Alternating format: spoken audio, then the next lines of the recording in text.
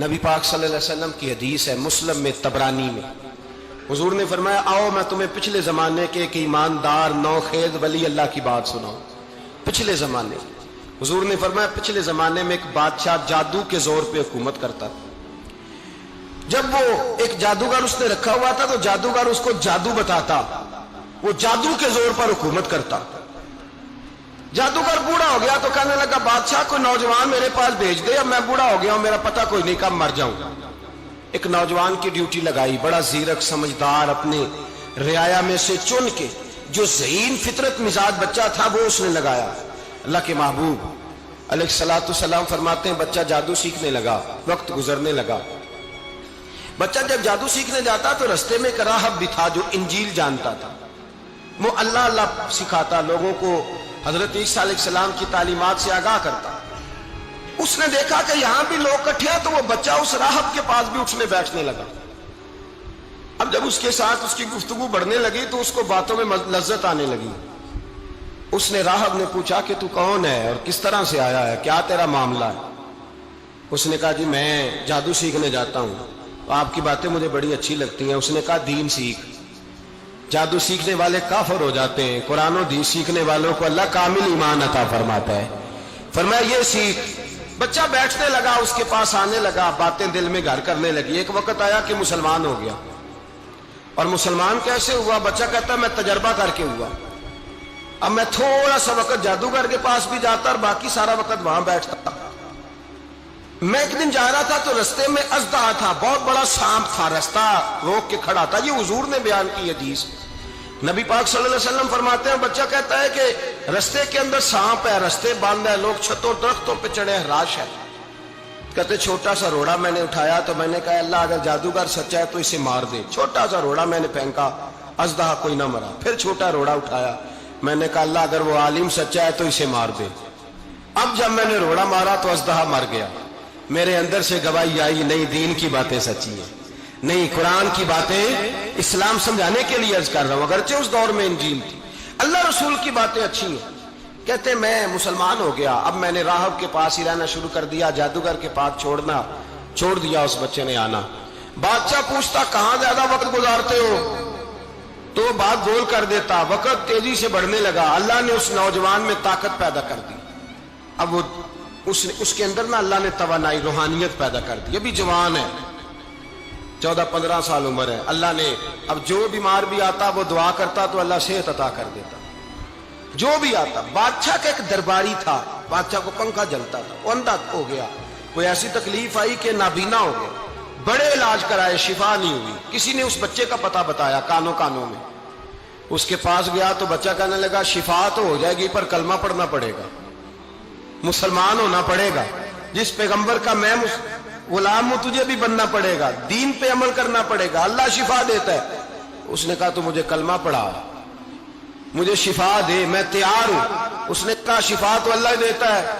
اس نے اللہ تبارک و تعالیٰ کا ذکر کر کے دعا مانگی، یہ مسلم شریف میں حدیث ہے، طبرانی میں موجود ہے۔ اللہ نے اسے شفا دی، اس نے کلمہ پڑھنا شروع کر دیا۔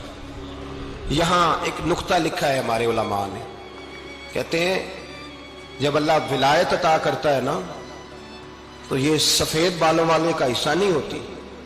اگر جوانی میں کوئی آدمی توبہ کر کے تصوف کے رستے پہ چلتا ہے تو سب سے زیادہ ولایت اللہ اسے عطا فرماتا ہے، سب سے زیادہ ولایت اس کے پاس ہوتی ہے۔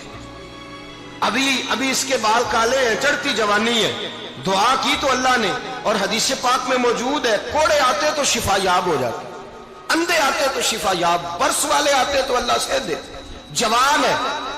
بادشاہ کے پاس وہ واپس گیا، وہ جو آدمی جس کی آنکھیں ٹھیک ہوئی تھی۔ بادشاہ نے پوچھا کہ کیسے شفا ملی؟ تو کہنے لگا میرے رب نے شفا دی۔ بادشاہ سجدے کراتا تھا، اپنے آپ کو منواتا تھا، معاذ اللہ، کہنے لگا میرے علاوہ کون رب ہے؟ اس نے کہا وہی رب ہے جس نے تجھے پیدا کیا ہے، اور وہی رب ہے جس نے مجھے اندھے کو آنکھیں دی ہیں، وہی ہے میرا مالک۔ کہا اچھا تو مجھے نہیں مانتا؟ کہا نہیں میں اپنے رب کو مانتا ہوں۔ بادشاہ نے اسے سزا دی، ستایا، اس نے بچے کا پتہ بتایا، پھر بچے کو بلا کے ستایا تو اس راہب کا پتہ بتایا، راہب بھی قتل ہو گیا، نابینا بھی قتل ہو گیا۔ بادشاہ نے کہا سپاہیوں سے اس بچے کو لے جاؤ اور پہاڑ کی چوٹی پہ جا کے نیچے پھینکو تاکہ مر جائے۔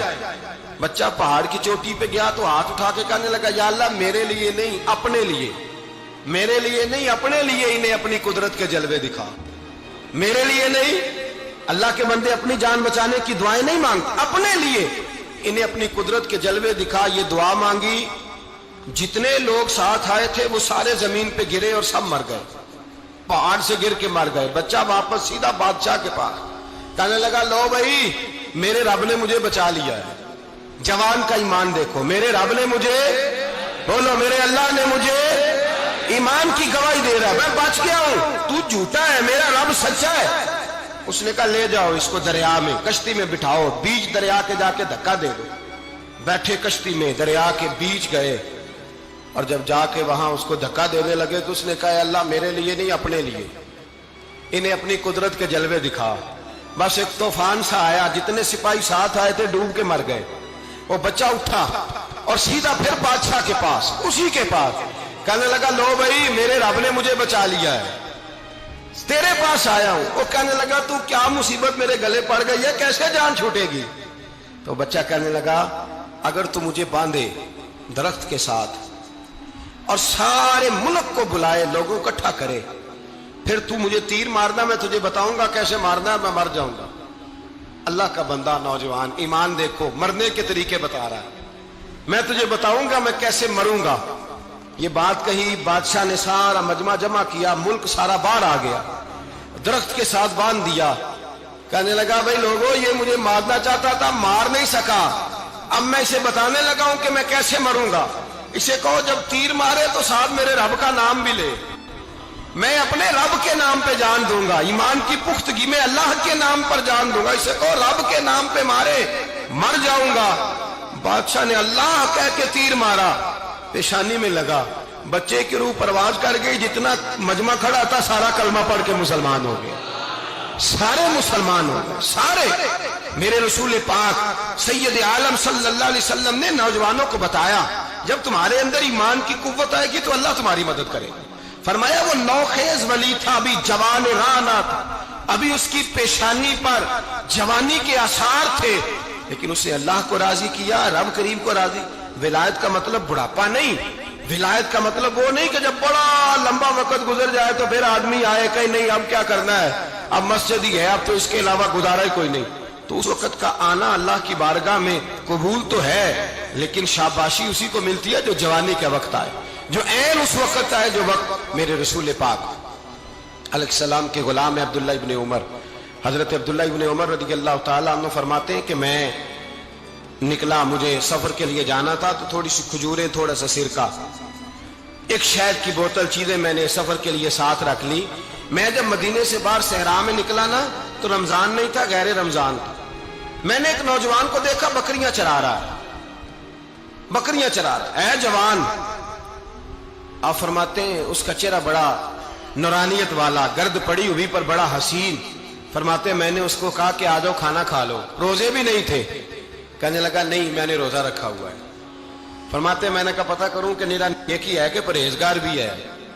نیک وہ ہوتا ہے جو نماز پڑھے روزہ رکھے، پرہیزگار وہ ہوتا ہے جو گناہ سے بچے، وہ پرہیزگار ہوتا ہے۔ کہا پتہ کروں پرہیزگار بھی ہے کہ نہیں؟ کہتے میں قریب گیا تو میں نے جا کے اس کو کہا بھائی تیری بکریاں بڑی پیاری ہیں، میرا دل کرتا ہے کہ بکری مجھے دے دو۔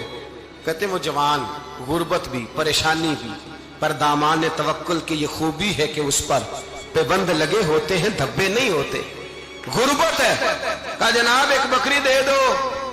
آنے لگا جناب بکریاں میری نہیں، بکریوں کا مالک کوئی اور ہے۔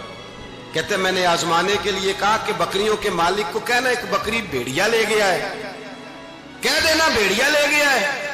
تو کہتے اس نے میری طرف دیکھا، گرد سے اس کے بال اٹے ہوئے، آنکھوں میں روشنی، چہرے پہ اطمینان، لب و لہجے میں ایمان کی طاقت، نوجوان۔